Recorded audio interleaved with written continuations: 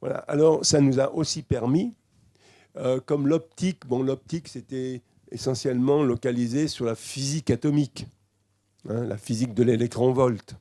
Hein. Et maintenant, en pouvant amplifier ces impulsions d'un facteur énorme, on passe de l'électron-volt et on va vers le téra-électron-volt. Hein. C'est-à-dire que maintenant, on passe de la physique atomique à la physique du subatomique.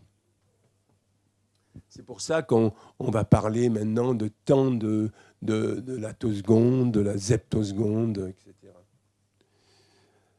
Alors, cette courbe-là décrit un peu les intensités en fonction du temps.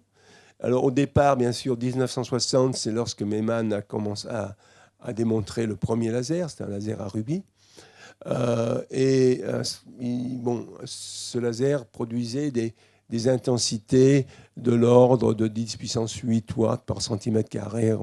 Bon, c'était modeste, mais c'était beaucoup plus important, bien sûr, que les méthodes traditionnelles, bien sûr. Donc, après, il y a eu deux techniques importantes, hein, qui a augmenté l'intensité. Et après, il y a eu ce fameux plateau, parce que quand on arrivait à ce stade-là, 10, 14, 10, 15, eh bien, on détruisait le matériau. Donc, on pouvait pas, on était sur ce plateau pendant une vingtaine d'années. Et c'est que lorsqu'on a démontré avec Donna le CPA que les intensités alors ont pu commencer à croître, et maintenant à croître, et elles sont maintenant très très élevées. Elles peuvent être encore, il y a encore des progrès à faire.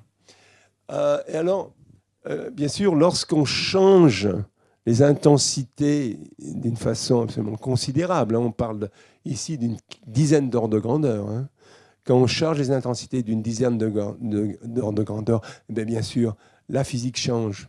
La physique d'interaction, la matière, la lumière avec la matière, bien sûr, n'est plus la même.